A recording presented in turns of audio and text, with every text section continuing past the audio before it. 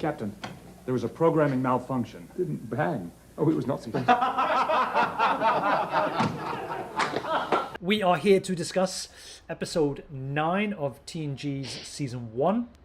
First aired on the 16th of November, 1987. Teleplay by Herbert J. Wright. Story by Larry Forrester. Directed by Rob Bowman. In-universe date 41723.9 in the year 2364. This is when a group of Ferengi present Captain Picard with the derelict remains of his old starship. He begins to lose himself in the past. The all-new adventures of Star Trek, The Next Generation. So, Adam, how did you find this episode? You know what? It's a little bit better than the previous episodes that have happened recently that I've watched. The Ferengi are back now. They're a little bit more fleshed out, even though they are still kind of relegated to being comic relief at this point. It's a bit of a shame, but you know, they're a bit better in this episode. I'll just say that. I got the impression that this episode was just fine as it was. It was there. It wasn't so bad that it was good, and it wasn't so bad that it was bad. So it makes it better than the last episode we reviewed. But there's a plot. Yeah. There's a bit of a mystery because Picard's got a headache. Who'd have thought he had... This is basically a Monday for him, isn't it? He got a headache, start work with a brand new conflict with an alien species that doesn't trust you. And on the side, you find your old starship. Yeah, I like how the Ferengi just like turn up and just present Picard with his old ship, and they're like, here you go, have this, and they don't want anything for it. They just present him with this and say that he was from a great battle. And he can't remember, he's just like, what are you on about? How long did they say they made him wait? Oh, for 3 days. 3 days, they said. Yeah.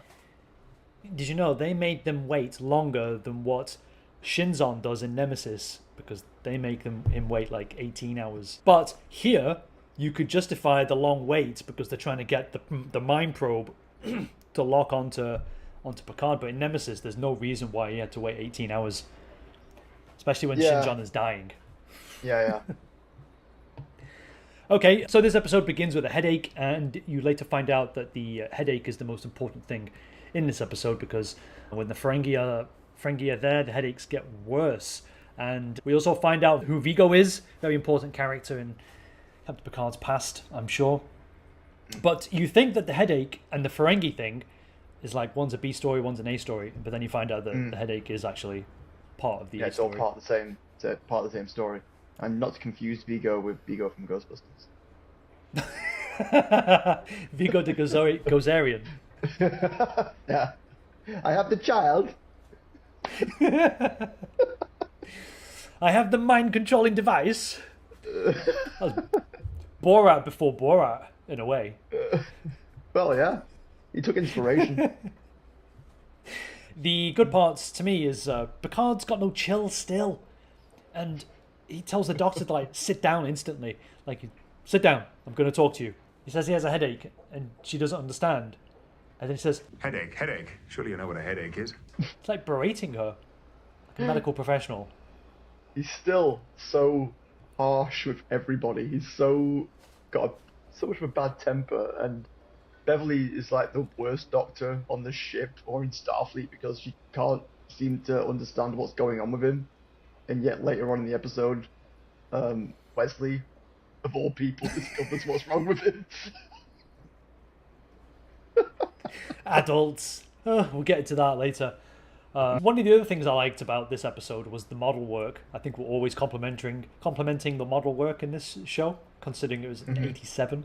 But it's nice that they fished out a new starship, because this is the first time you ever see a Constellation class starship in Star Trek. So I think it's like the Reliant from Star Trek 2, but you could put two of them together, invert one of them, and then you've got yourself basically a Reliant.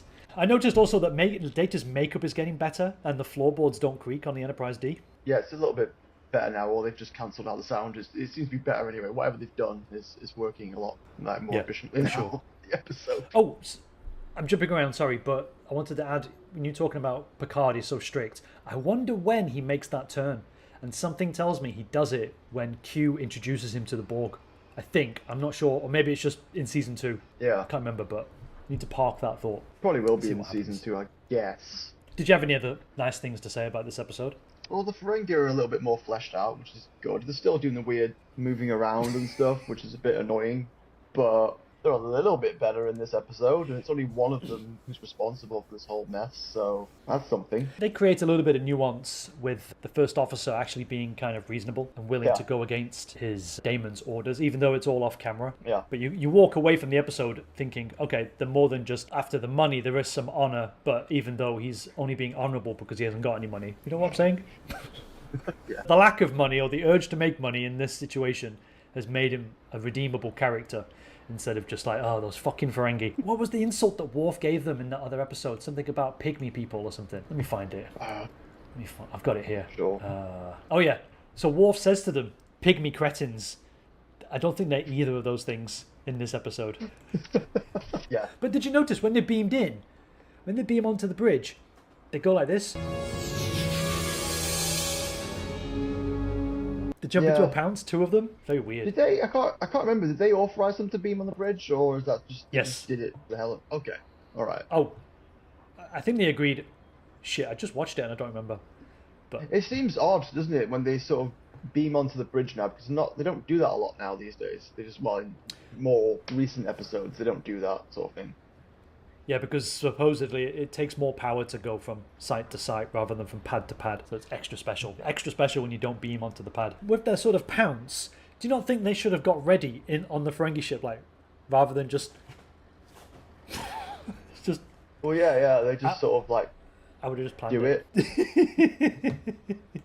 You know the medical fakery where she masks the headache? Oh yeah. I like that. That seems something legitimate that you should be able to do in the next couple of centuries. I suppose, but she just keeps pumping Picard through this episode full of drugs, just constantly pumping him full of drugs.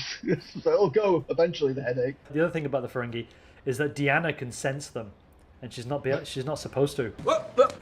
They need to give something for her to do all the time in every episode, because she's like, oh, I can sense how they're feeling, or she's just always doing something with her hand or some gesture of her.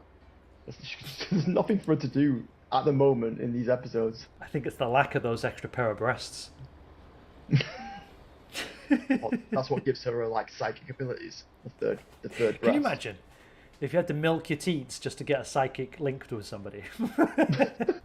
I'm talking shit now. Yeah, with Deanna though, you could say that she can sense them as a normal person instead of contradicting what is canonically known as them having irregular brains and betazoids can't get into them. Yeah. And again, they still haven't fleshed out the dynamics of many things in this new era of Trek either. So you can just put it down to that. Definitely.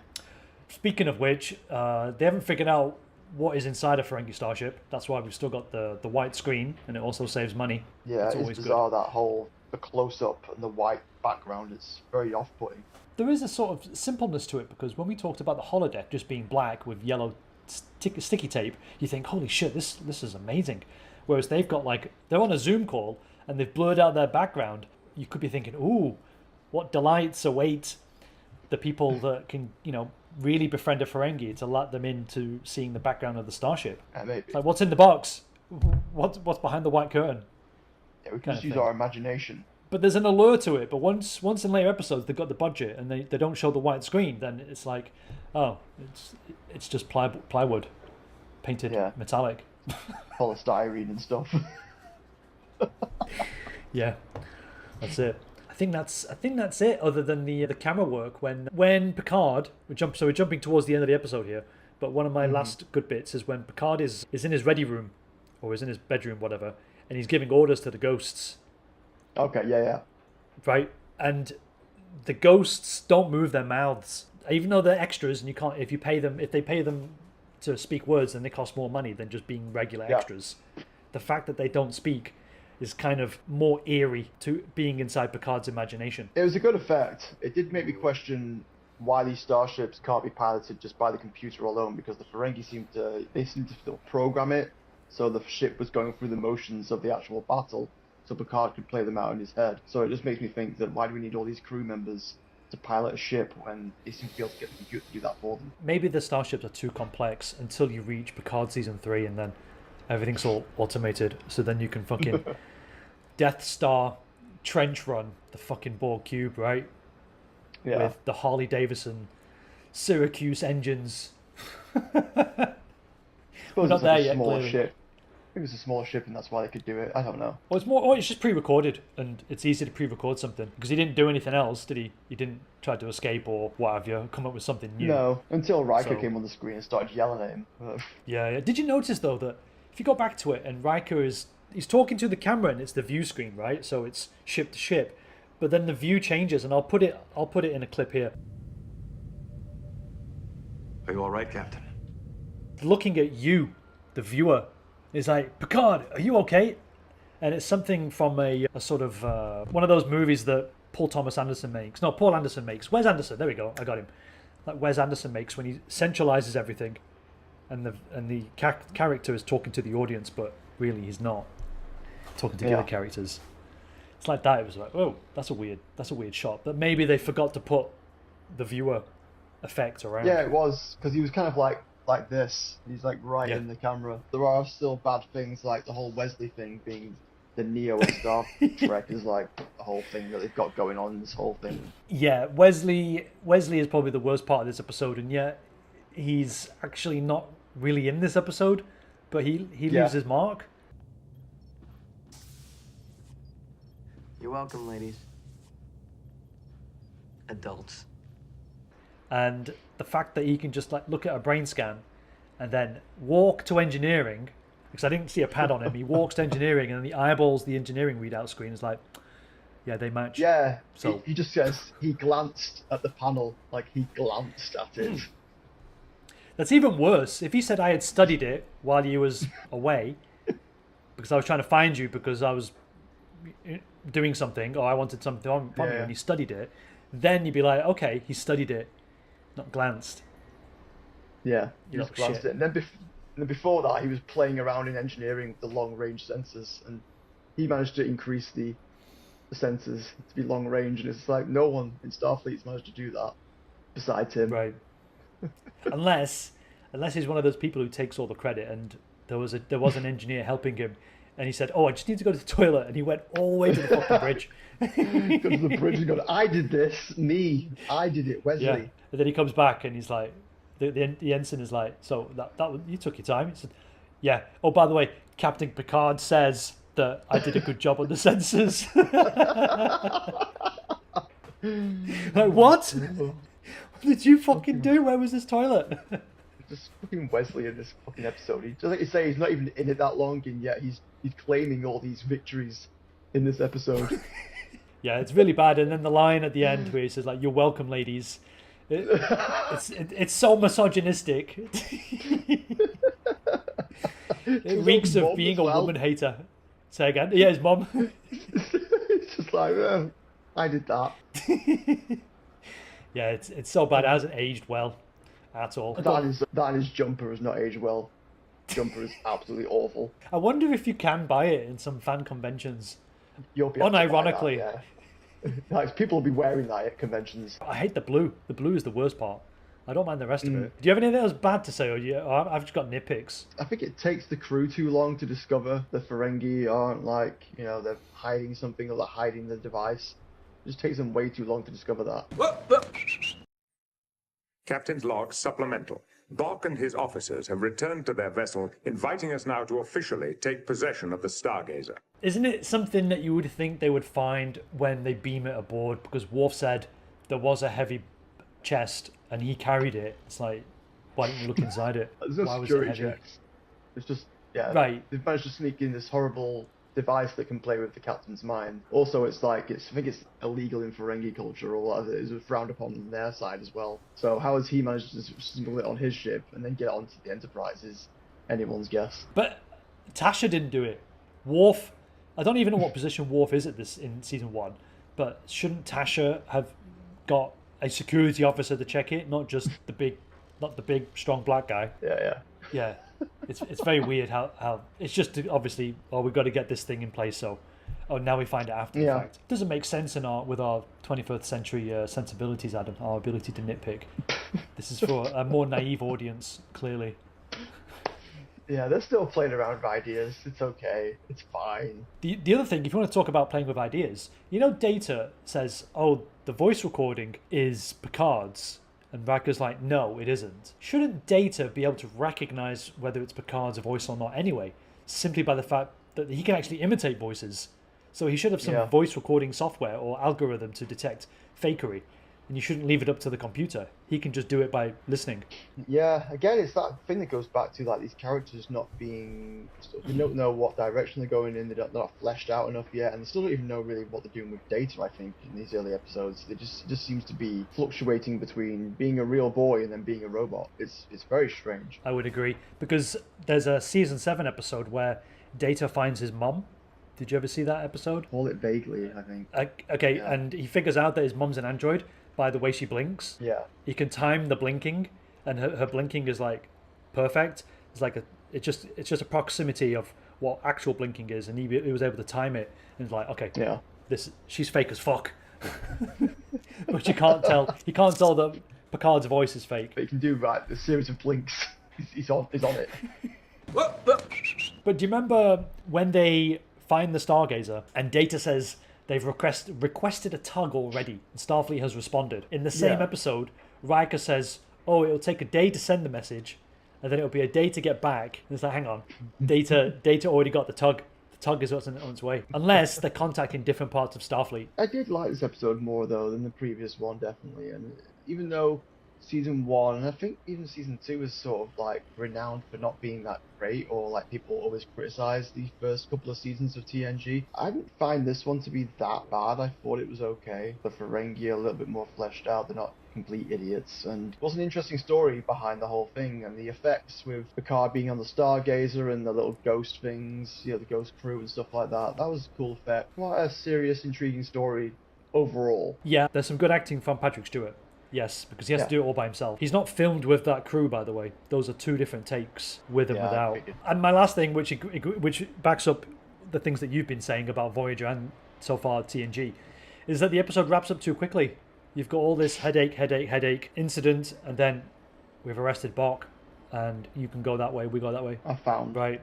In any episode, I think, they sort of do that a lot. But I would have liked to have seen more of Bok getting his comeuppance, Picard talking to him. Yeah, like a bit more interaction between them two, his reasoning fully behind what happened and why he did it, motives, everything like that. It would have been a nice, cool scene to have an interaction between those two more than what we got. Right. Why not forget your line? Shut up, Wesley. Reverse it to field generator. Screw up your line. Shut up, Wesley. Let's do fun facts. Number 1, the director Rob Bowman became the first person to use Steadicam in Star Trek. This is in reference to the scene with the Ghost officers. So that's like a personal achievement for him, and it's mentioned on the Memory Alpha about how he set up the camera with the directions, the orientation, so that you can then film Picard in exactly the same place. The man playing Bok, his name is Frank Corsentio, I think he's Italian, played a Ferengi for the first time here. He would do so again in TNG's Menage a Troy and Voyager's Inside Man, but not playing the same character. Okay. He's just good at playing different Ferengis. But he doesn't play Bok again in the season 7 episode Bloodlines. It's a different actor for some reason, so they change it up. Bok's face, belonging to Frank Corsentino, was reused for the character of Aramut in the 1995 video game Star Trek The Next Generation, Final Unity. Corsentino was not credited in the game. Fun fact number 3, the Ferengi made the Enterprise wait longer than the Romulans did in Nemesis. I already said that. Number 4, this episode marks the first time Wesley wears his rainbow-striped shirt, a costume he wears in every scene in which he appears for the rest of the season. So that's something to look forward to. Super duper. Fun fact number 5, the USS Stargazer had the same warp effect from the TOS era movies instead of the warp effect used from TNG onward. So that's a nice little touch. When you it's like the inverse of a nitpick, isn't it? It's like a little attention to detail that they've employed on this show. Metathesis is one of the most common of pronunciation errors, sir. A reversal of vowel and consonant. Bark to Brock.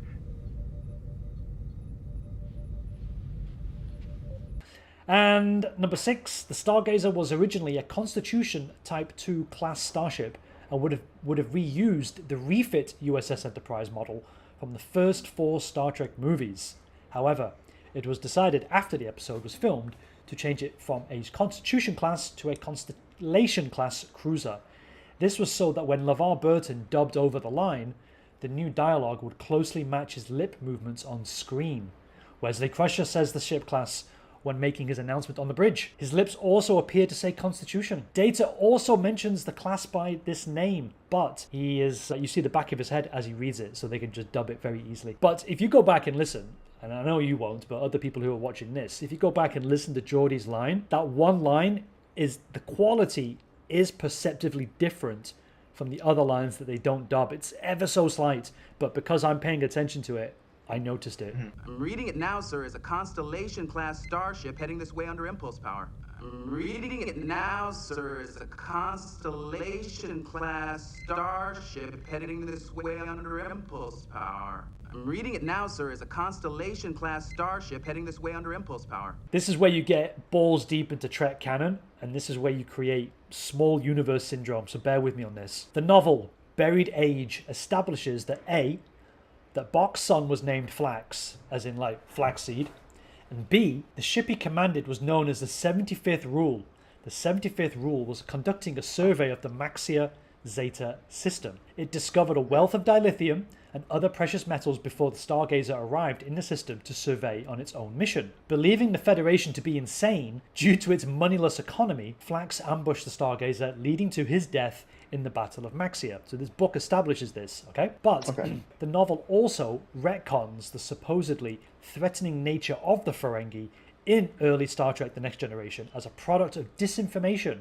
So there is various alternative canon built on top of these 2 episodes about the Ferengi, and in Encounter at Farpoint, because it's mentioned there, where they are creating this disinformation to throw off the Federation, because they view the Federation's moneyless economic structure as a sign of sanity. Grand Nagus Zek ordered a military build-up and sanctioned the spread of malicious rumors so that when they did make contact, it would be from a position of strength.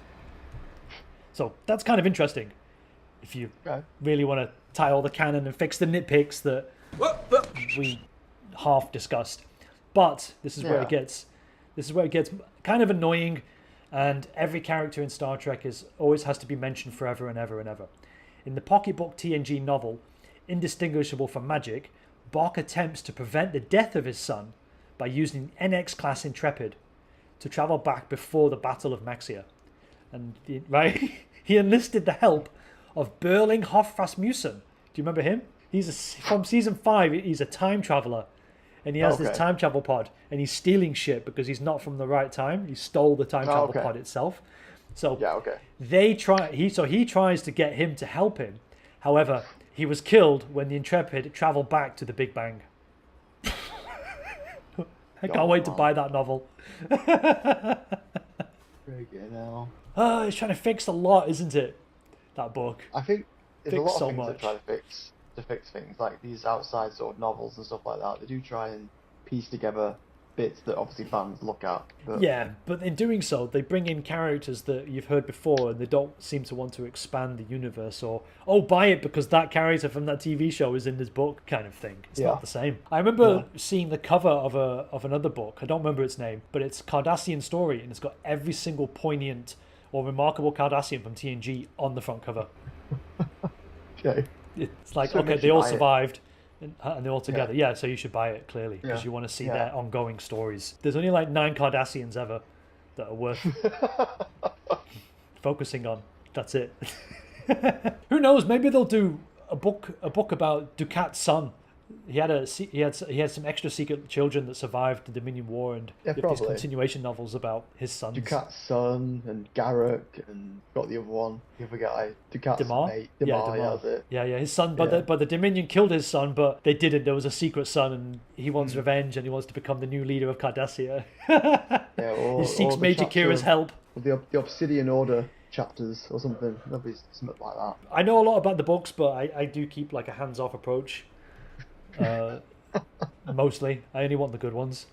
In summary, I think this episode would have been better to not show Bok playing with the giant gumball so early. Keep up the mystery. That was one of my larger complaints going into this.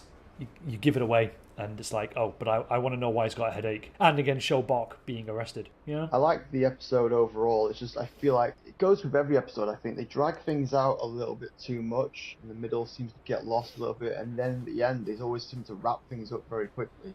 And that's not just for this episode, it's for a lot of other future episodes of Star Trek as well, going forward in any season, really. That's the pattern they seem to have.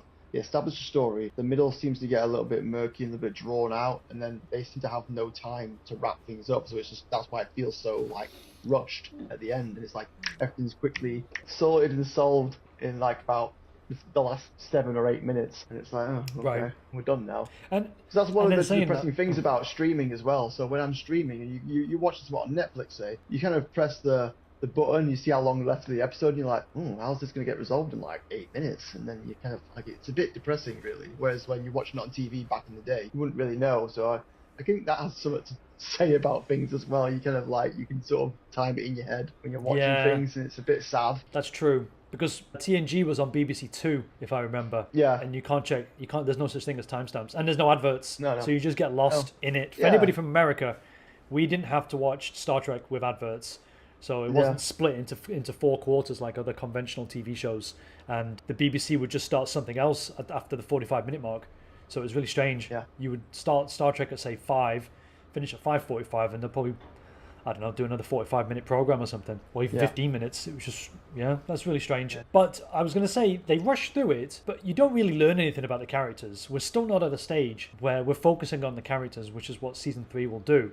Which is obvious, but when you're watching it and you're paying attention to that fact, it's like, oh yeah, they don't make any sort of noticeable or worthy sort of change. There's no lesson to be taken away from it that they themselves are reflecting on. I'm surprised it survived so long, because that's a lot of episodes for 1 and 2. For seasons 1 and 2, you're like, a lot of wasted time, that momentum, and then to finally sort of try and start to gain some sort of traction in the 3rd season. It's maddening when you think about it in today's climate and like way programs and like series are now. It's mad. Yeah, we really try to. Yeah, it's interesting in how TV has evolved, and you've really got to get to the characters' motivations so that you're on board with them. Unless you're watching Discovery, of course. Yeah, everything's just spectacle and special effects. But saying that, how these are being written are exactly like TOS. It was just a dilemma that they overcame. There's no recognizable learning from it. There's no takeaway for the characters, only for us. But anyway, I thought it was a competent episode. It's not great. It's not shit. I'm like a Neutronian from the neutral planet in that sense. It's there. It's fine. Don't forget, we need to give this a rating, but not do it yet. We've got a couple more episodes before we hit our mid-season discussion with our ratings. Okay. So for everybody listening or watching, thank you very much. We're going to leave it there. And we'll see you next time. Well, we won't see you, but you'll see us. I hate that when YouTubers do that. See you next week, guys. It's like you're not seeing shit.